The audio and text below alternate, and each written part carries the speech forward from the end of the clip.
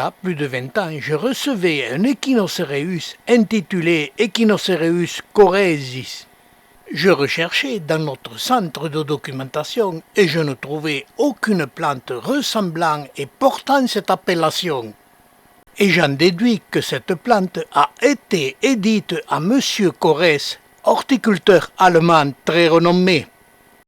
Et les années ont passé et cette plante s'est divisée en touffes et les plus longues tiges ont atteint 20 cm de longueur. Et cette espèce a présenté les premiers boutons dès la 7e année après son semis.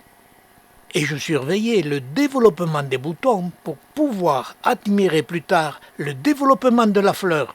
Et c'est toujours une curiosité de voir s'épanouir une fleur quand on n'a aucun document, aucune indication de la couleur et de la forme de la fleur. Et le développement des boutons de fleurs, qui se faisait attendre mais déjà donnait l'indication d'une fleur très rouge. Le tube floral, court mais aussi très coloré, me faisait patienter pour attendre l'épanouissement de ces fleurs. Et puis, au bout d'une dizaine de jours, par des journées très ensoleillées, elles se sont épanouies. Ces fleurs sont d'un rouge très intense, de 8 à 10 cm de diamètre, et comme la plupart des Echinocereus, elles durent de 2 à 3 jours. Mais j'ai aussi observé que d'une année sur l'autre, les fleurs étaient plus ou moins colorées. Cela était sans doute dû à l'ensoleillement.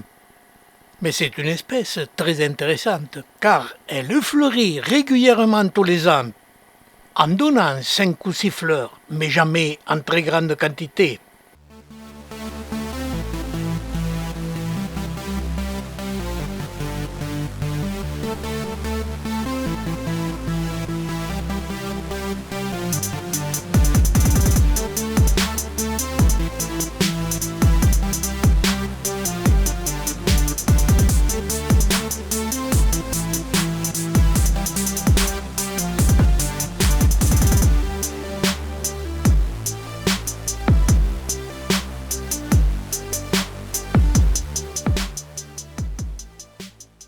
Après avoir admiré la floraison, je pense que cette espèce est une espèce type, car chaque année, les fleurs, certes moins nombreuses, ont donné beaucoup de fruits avec beaucoup de graines. Comme je n'ai qu'un seul pied, elle est autoféconde. Et comme pour beaucoup d'espèces d'Echinocereus, ces fruits sont entourés d'épines.